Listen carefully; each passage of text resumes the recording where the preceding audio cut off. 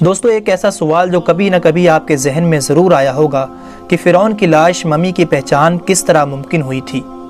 1891 عیسوی سے پہلے اس دنیا کا کوئی انسان نہیں جانتا تھا کہ خدائی کا دعویٰ کرنے والے فرعونوں کی لاشوں کا کیا ہوا تھا، یا ان کے واقعات کہاں ہیں، یا کہیں ہیں بھی یا نہیں۔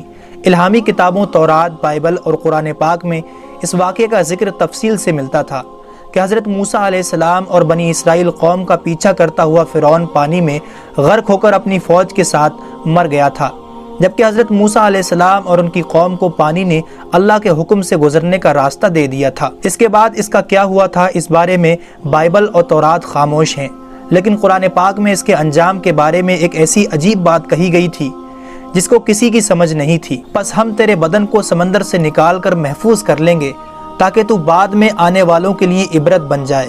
سورہ یونس آیت نمبر 92۔ یہ واقعہ دوستو آج سے 3500 سال قبل پیش آیا تھا۔ فرعون کے ڈوب کے مرنے کے بعد سمندر نے اس کی لاش کو اللہ کے حکم سے باہر پھینک دیا، جبکہ باقی لشکر کا کوئی نام و نشان نہ ملا۔ مصریوں میں سے کسی ایک شخص نے ساحل پر پڑی اس کی لاش کو پہچان کر اہل دربار کو بتایا۔ فرعون کی لاش کو محل پہنچا دیا گیا۔ درباریوں نے مسالہ لگا کر اسے پوری شان اور احترام سے تابوت میں رکھ کر محفوظ کر دیا۔ حنوط کرنے کے عمل کے دوران ان سے ایک غلطی ہو گئی تھی کہ فرعون کیونکہ سمندر میں ڈوب کر مرا تھا اور مرنے کے بعد کچھ عرصہ تک پانی میں رہنے کی وجہ سے اس کے جسم پر سمندری نمکیات کی ایک تہ جمی رہ گئی تھی۔ مصریوں نے اس کی لاش پر نمکیات کی وہ تہ اسی طرح رہنے دی اور اسے اسی طرح حنوط کر کے محفوظ کر دیا۔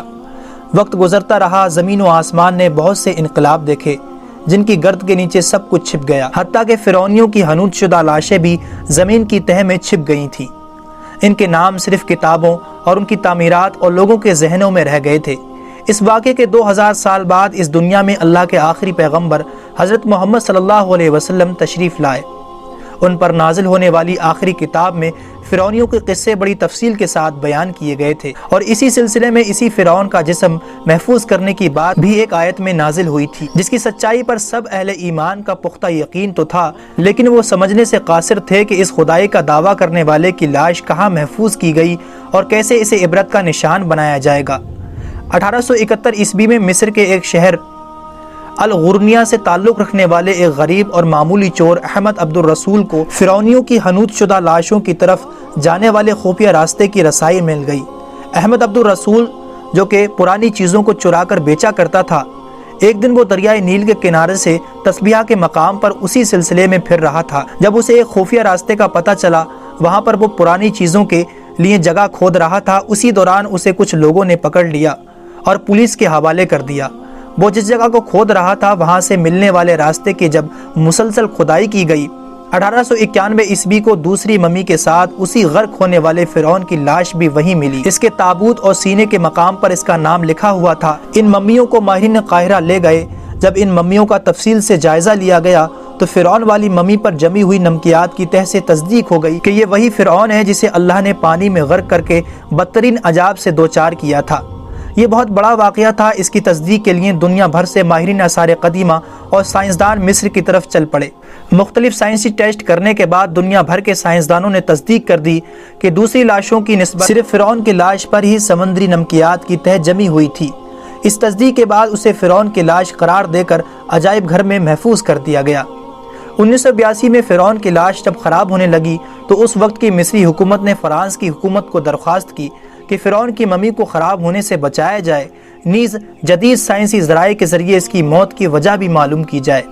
چنانچہ مصری اور فرانسیسی حکومت نے مل کر ممی کو فرانس لے جانے کا انتظام کیا۔ جب فرعون کی لاش کو فرانس پہنچایا گیا تو ایئرپورٹ پر اس دور کے فرانسیسی صدر بذات خود حکومت کے اعلیٰ عہدیداروں، تمام وزراء اور فوج کے افسران کے ساتھ استقبال کرنے کے لیے وہاں موجود تھے۔ فرعون کی لاش کا استقبال کسی عظیم زندہ بادشاہ کی طرح کیا گیا۔ فوجی دستوں نے سلامی دی۔ فرعون کی ممی کو ماہر ڈاکٹروں کی ٹیم کے حوالے کیا گیا۔ اس ٹیم کی سربراہی ڈاکٹر مورس بکائی نے کی تھی۔ مائکرواسکوپ ٹیسٹوں کے ذریعے ممی کے تمام اجزاء کا باریکی سے جائزہ لیا گیا تو معلوم ہوا کہ اس کی لاش اور جسم میں سمندری ذرات ابھی تک موجود ہیں، اور موت کی وجہ بھی پانی میں ڈوبنے کی وجہ سے ہوئی تھی۔ ایک بادشاہ کی موت پانی میں ڈوبنے کی وجہ سے ہو، یہ ڈاکٹر مورس کے لیے حیرت کی بات تھی۔ اس نے اس ممی کے بارے میں مزید جاننے کی کوشش کی تو اسے معلوم ہوا کہ اس بادشاہ کی موت کے حالات مسلمانوں کے نبی حضرت محمد صلی اللہ علیہ وسلم پر اتری کتاب قرآن پاک میں تفصیل سے درج ہیں۔ اسے علم تھا کہ جہاں یہ لاش ملی ہے وہ ایک اسلامی ملک ہے، چنانچہ وہ تجسس کے ہاتھوں مجبور ہو کر وہ مصر پہنچا۔ وہ ایک سائنسدان تھا، اس نے اس معاملے میں مصر کے ہی ایک سائنسدان سے ملاقات کی۔ اس سائنسدان نے قرآن پاک کھول کر اسے سورہ یونس کی آیت نمبر 90 اور 92 کا ترجمہ لفظ با لفظ سنا دیا۔ فرعون کا خدائی کا دعویٰ، اس کا پانی میں ڈوب کر مرنا اور پھر پانی سے نکال کر اس کی لاش کا حنوط ہو جانا اور پھر دوبارہ لاش کا ملنا اور پھر اس کی لاش کو جدید سائنسی دور میں دوبارہ محفوظ کیا جانا، سب کا اشارہ ایک ہی جانب تھا اور وہ بہت واضح تھا۔ تجھے بعد میں آنے والوں کے لیے عبرت کا نشان بنا دوں گا۔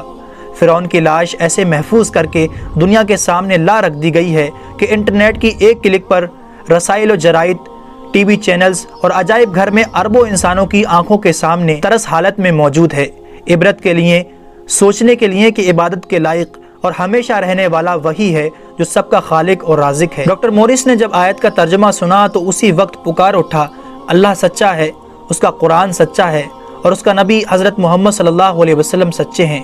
کلمہ پڑھا اور اسلام میں داخل ہو گیا۔ اگر آپ کو یہ ویڈیو پسند آیا ہو تو اسے لائک اور